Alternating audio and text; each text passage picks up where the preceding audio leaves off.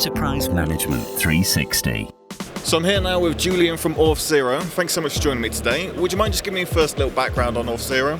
Yep. So Auth0 company, we were founded around 7 years ago, based headquarters out in Seattle. We offer identity as a service, so that means we make it easy for our customers to deliver identity services for their customers. So all of your applications, all of the things that need to make sure that you're securely offering identity, we do all of that. Sounds perfect. Well, we're here today to talk about signing with Apple. So if you could kind of just give me an overview, first of all, what is sign with Apple? Okay, so signing with Apple is where Apple have said, okay, we've got this thing called Apple ID, which already exists, and if you've got an iOS device, you're probably familiar with when you first purchase the device, you have to create or use your existing Apple ID. So what they've done is they've said, okay, we're going to open that up to more than just Apple services. Yeah. You can use that for anything. So as a customer or as a customer of ours, you can say, okay, I want to be able to have Apple ID as a part of my sign-in service or my sign-in capability. And that pattern is actually something that's not new. Companies like Facebook and Google have provided that already, and it's something that we already have and is already familiar in particularly the consumer space. Hey, I want to sign into whatever custom application it may be. Okay, I'm going to click sign in with Facebook or sign in with LinkedIn. Even this event here today, when I tried to sign into the Wi-Fi, it said sign in with Facebook, sign in with Google. It's the same thing. Why don't you sign in with Apple? So why will businesses adopt this approach? So there are two really important factors here. One is there's a sense of urgency around it, and one is that there is a massive opportunity. I'll tick off the urgency first. So for some customers, we've actually had to say, you have to provide sign in with Apple.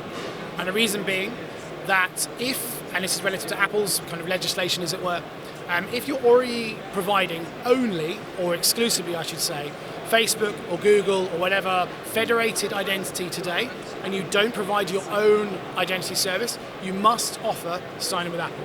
So there is a sense of urgency for some of our customers and obviously other businesses out there as well. However, there's also a massive opportunity there. So there are 1.4 billion Apple devices out there today in which there is the potential for an Apple ID to be assigned against it. On top of that, there are around 2 million applications in the iOS store that provide social integration. So that's a massive opportunity where your customers are already using these kind of social integrations or federated integrations. Why not use Apple? So another aspect then is, why should consumers adopt it?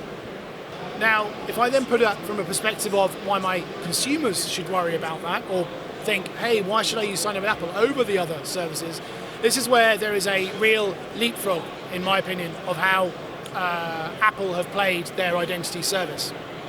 So if I want to sign into any application, be it whatever it may be within your particular business's application estate, you can use your face or your touch to sign into that app. It is as simple as I go to my application on the phone, I hold up my phone to my face or do my touch, and I'm signed into your app. No username, password, prompt, nothing. It's as simple as signing into the flow that everyone's familiar with when using the device itself. I just do exactly the same thing when I want to use your applications. There's also a second strand of benefit to the end user around privacy. Privacy is a conversation that we're having much more often with customers today, and it's something that we're seeing a real pattern of. Our end users are more concerned around privacy. What are we able to do to help them? And Apple have started to already think about that problem and how they can enhance privacy. So they provide the end user the option, should they go through a sign-in with Apple service, so after doing the face validation or the touch validation, you can say, I wish to share my email address or not. And if I choose to, of course, Apple will share their email address with with us or the application or the business, and they're then freely available to use that email address for whatever they need.